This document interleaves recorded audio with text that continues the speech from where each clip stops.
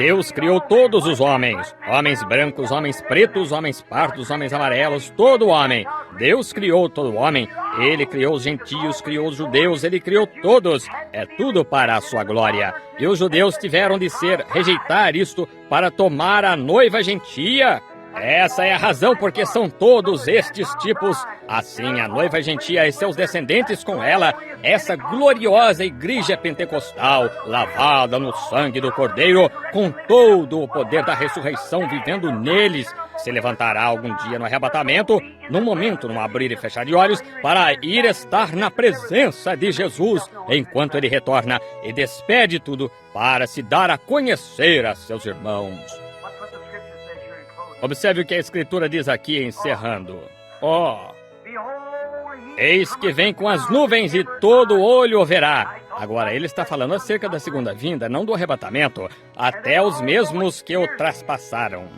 O capítulo 7, o versículo 1, ou o versículo 7 do capítulo 1. Todo olho o verá, até os mesmos que o traspassaram, e todas as tribos da terra se lamentarão sobre ele. Sim, amém. Então ele dá essa grande citação. Quem é este?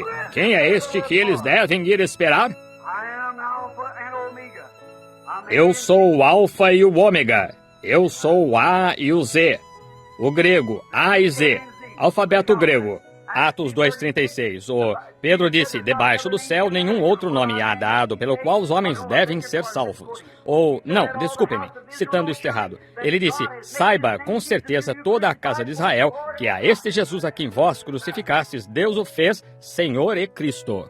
João 14, 7 e 12, Tomé disse, Senhor, mostra-nos o Pai, o que nos basta. Disse, estou há tanto tempo convosco que não me conheceis. Disse, quem me vê a mim, vê o Pai. Por que dizes tu, mostra-me o Pai? Eu e meu Pai somos um.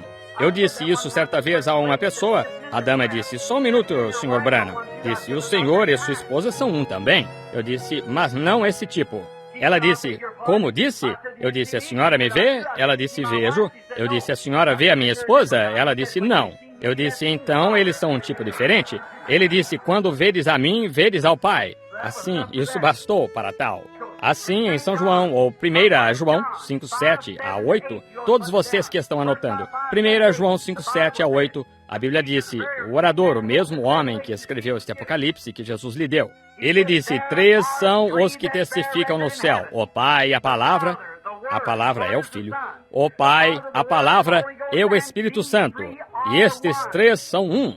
3 são os que testificam na terra, a água, o sangue e o Espírito, e eles concordam. Não são um, mas concordam num. Você não pode ter o Pai sem ter o Filho. Você não pode ter Pai ou Filho sem ter o Espírito Santo, certo? Porém, e água, sangue e Espírito, esses são os elementos que se requer para entrar em seu corpo. Quando o nascimento natural acontece, qual é a primeira coisa que acontece quando uma mulher está dando à luz um bebê? A primeira coisa é água. A segunda coisa é sangue, está certo? A próxima coisa é espírito. O bebê toma o seu fôlego e começa a respirar. Água, sangue, espírito, isso constitui o nascimento natural. Também o nascimento espiritual. Batismo em água, o nome de Jesus Cristo. Justificação pela fé, crendo no Senhor Jesus Cristo. Água. Qual é o seguinte? Sangue. Santificação, limpando, trazendo-a para fora. Aí é onde vocês, povo nazareno, falharam. Vocês só foram até ali e não foram adiante. O vaso que está santificado no altar, pronto para serviço, porém, não em serviço. Bem-aventurados são aqueles, as bem-aventuranças, que estão com fome e sede de justiça, porque serão fartos. O vaso está santificado, isso é verdade. Isso é como a virgem. A palavra virgem significa pura, santa, inadulterada, santificada. 5 tinham azeite, 5 não tinham. 5 estavam cheias e as outras somente permaneceram em santificação. Recebestes vós o Espírito Santo desde que crestes, vocês batistas presbiterianos? Não sabemos que haja Espírito Santo. Então, como fostes batizados? Depois ele impôs as mãos sobre eles. Eles foram então, depois de estarem salvos e santificados, eles foram cheios do Espírito Santo. Certo? Água, sangue, Espírito. Jesus veio para lavar e purificar e santificar uma igreja em que ele pudesse vir e viver com seu próprio sangue. Ele deu seu próprio sangue nascido de Deus de modo que pudesse nos limpar do nosso nascimento sexual e nos dar um vaso santificado e santo, de modo que Ele próprio pudesse vir. Um pouco e o mundo não me verá mais, contudo vós me vereis porque eu, pronome pessoal, estarei convosco, em vós, até o fim do mundo. Amém. Do princípio ao fim eu estarei convosco e em vós. Também fareis as obras que eu faço. Estes sinais seguirão os que crerem. Deus na igreja. Oh, que coisa! Deidade. 3 são os que testificam no céu. Pai, Palavra, Filho. Espírito Santo.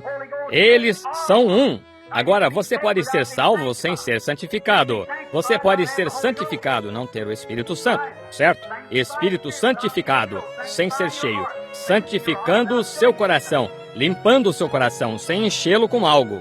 Foi isso que isto disse. E quando o Espírito volta, acha sua casa toda adornada e entra. São os últimos atos dessa pessoa, muitas vezes, 7 vezes piores do que foram inicialmente. Foi isso que aconteceu a vocês, peregrinos da santidade, nazarenos e assim por diante. Vocês aceitaram. E quando o Espírito Santo veio, começou a falar línguas e dar sinais e maravilhas, vocês chamaram isto o diabo e blasfemaram das obras de Deus. Chamaram isto uma coisa imunda. E estão vendo para onde sua igreja foi? Saiam dela! A hora está aqui, a revelação de Jesus Cristo está sendo ensinada. Deus revelado no poder de suas demonstrações do Espírito Santo. Amém. O dia da redenção está próximo.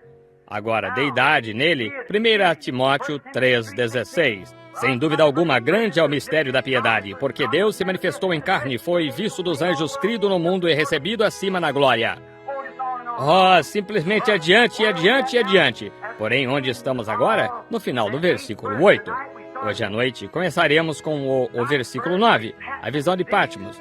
Oh, há grandes coisas reservadas para nós. Vocês o amam?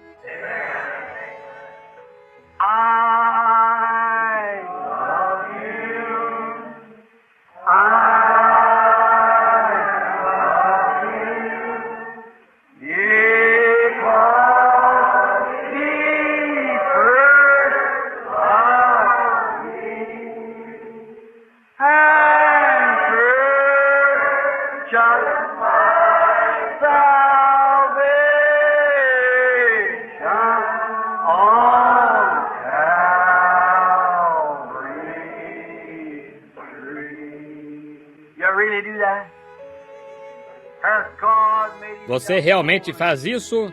Deus se deu a conhecer a você, sendo revelado que Ele é o Filho de Deus, Jesus Cristo, Deus manifestado em carne, para tirar o pecado? Ele está se revelando nestes últimos dias em suas igrejas, dando-se a conhecer. Agora, estas mesmas coisas que estão acontecendo na igreja, observe e veja no final desta mensagem se a Bíblia não diz que é para estas coisas acontecerem exatamente.